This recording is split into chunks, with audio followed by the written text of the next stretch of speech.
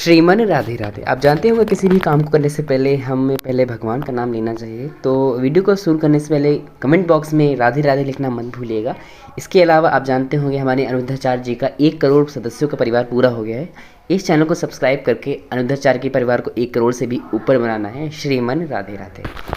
आज हमारे गौरी गोपाल भगवान की शरण में एक माँ जो वर्षों से रह रही थी, आज अचानक हमारी एक वृद्ध माँ, गौरी गोपाल आश्रम में रहने वाली एक वृद्ध माँ की आज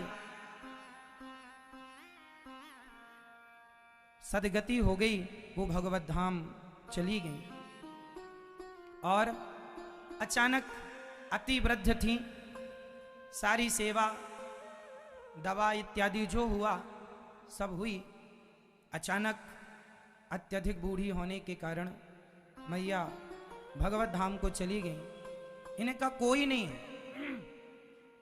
बेटा पति पुत्र कोई नहीं। अब होगा भी तो राम जाने कौन कहाँ है।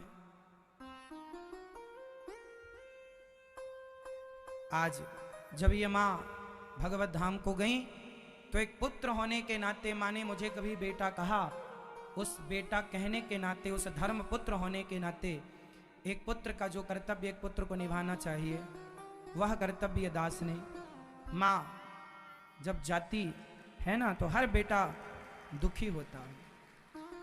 आज बड़ा दुख हुआ कि माँ हमें छोड़कर चली गई, पर खुशी इस बात की है कि वृंदावन जैसी पावन धरती पर भगवत कृपा से उन्होंने भगवान के धाम में प्रवेश किया पावन से महीने में। और ये दास ने पुत्र के रूप में मां को कंधा देकर जो पुत्र का कर्तव्य है वो ये दास अनिरुद्ध ने पूरा किया। यहां माताएं हमारी रहती हैं, सिर्फ रहती नहीं है मेरी मां, इस जिम्मेदारी से रहती हैं कि यदि कल को उनका बेटा नहीं आएगा तो यहां उस मां के पुत्र के लिए ये दास बैठा है, पुत्र बन के हर कर्तव्य को पूरा करने के लिए।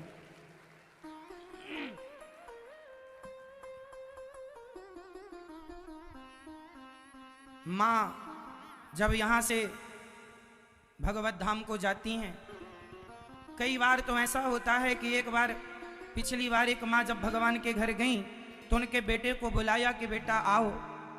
बेटा नहीं आया, बोले हमें फुर्सत नहीं है। माँ का अंतिम दर्शन करने भी नहीं आया।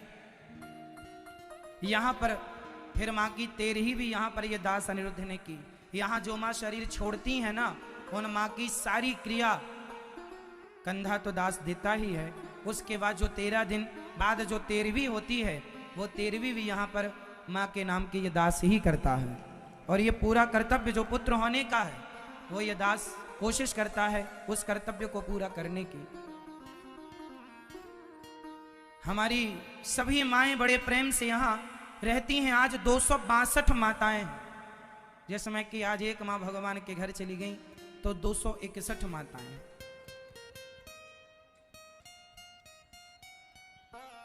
ये हमारी वो माएँ जिन माओं की सेवा ये दास अपने हाथों से करता है। यहाँ माओं से 1 रुपए लिया नहीं जाता। आप लोग जो सहयोग करते हैं उसके बल पर इन माओं की सेवा यहाँ पर होती है। आप में से कितने लोगों ने वृद्ध माओं का दर्शन किया? अपनी आंखों से हाथ उठाइए। टीवी पर जैसा सुना देखा यहाँ वैसा है या नहीं? हाँ या ना? कभी आइएगा और इन माओं को अपनी आंखों से देखिएगा। ये आपकी माँ है, आप भी इन्हें अपनी माँ मानकर इनकी सेवा कीजिए। इंसानियत का परिचय दीजिए। जिस लायक ईश्वर ने बनाया है इन माओं की सेवा में, उस प्रकार से अपने हाथों को बढ़ाकर ये माओं से ना पूरा आश्रम भर चुका है। किराए से आश्रम लेकर हम वहां माताओं की सेवा करते हैं, माताएं वहां रहती हैं।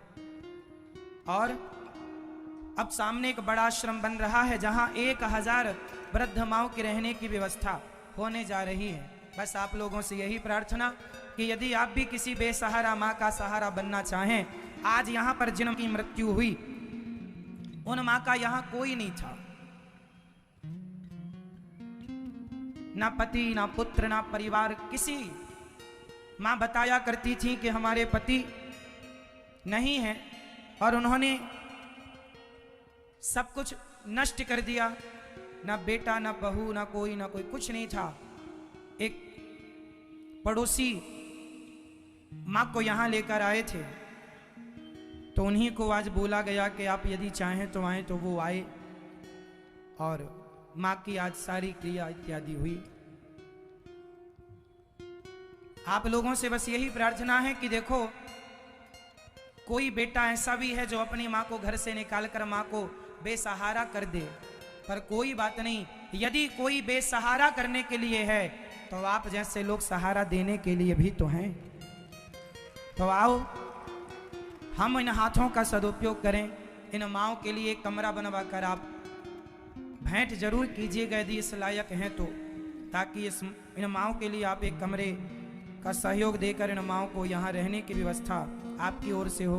एक कमरे की छत डलवाकर आप भी इन सेवाओं से जुड़ सकते हैं, या फिर एक माँ को गोद लेकर जीवन भर रोटी देने का आप संकल्प कर सकते हैं। एक माँ को गोद लेकर आप माँ की सेवा कीजिएगा, एक माँ का सहारा बनिएगा। आप भी इन माँओं की सेवा से अपने आप को जरूर जोड़िएगा। जिस लायक बनाया विधाता ने इस धरती पे माँओं की सेवा, परोपकार से बड़ा कोई पुण्य नहीं है। यहाँ पर हजारों साधु संतों के लिए अन्न क्षेत्र चलता है। अन्न क्षेत्र आप भी अपनी ओर से एक दिन का बंटवा कर हजारों साधु संतों को भोजन देकर आप भी इस अन्न क्षेत्र की सेवा से जुड़कर, आप भी इस पुनीत कार्य से जुड़कर आप भी पुण्य कर सकते हैं। यहाँ हजारों साधु संत रोज प्रसादी पाते हैं, आप भी एक दिन की सेवा अपनी ओर से जरूर करवाएं। प्रसादी सेवा एक दिन की प्रसादी संतों के लिए, बच्चों के नाम से, पिता पुत्र किसी के भी नाम का अन्न क्षेत्र बंटवाएं। यहाँ पर गौरी गोपाल भगवान की रसोई भी चलती है, जहाँ सबको भरपेट भोजन, कोई आज सवेरे से शाम तक पूरे भारत देश में सबसे बड़ी रसोइयों में एक रसोई गौरी गोपाल भगवान की ये रसोई है। कोई भी आवे सबको पेट भर भोजन। आप में से कितने लोगों ने प्रसाद पाया गौरी गोपाल भगवान की रसोई का? सबने पाया? अच्छा है या नहीं? सबके लिए एक सा प्रसाद है, कोई जात पात नहीं है यहाँ, कोई ऊंच नीच नहीं है यहाँ, सब पर भगवान की कृपा बनी रहे।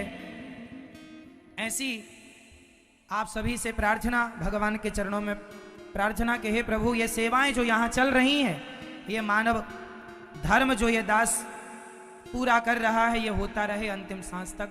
आप भी एक दिन की रसोई बंटवा कर इस पुनीत कार्य से जुड़ें। आइए, आप में से कुछ दानवीर महापुरुषों ने अपने धन को धर्म से जोड़कर उसे पावन किया। आपको भी लगे कि माँओं के लिए, अन्न क्षेत्र के लिए अपने इन हाथों को बढ़ाना चाहिए, तो आप भी इन हाथों को परोपकार के लिए बढ़ाइए। आइए नाम सुनते हो दानवीर महापुरुषों के, जिन्होंने अपने धन को धर्म से जोड़ा।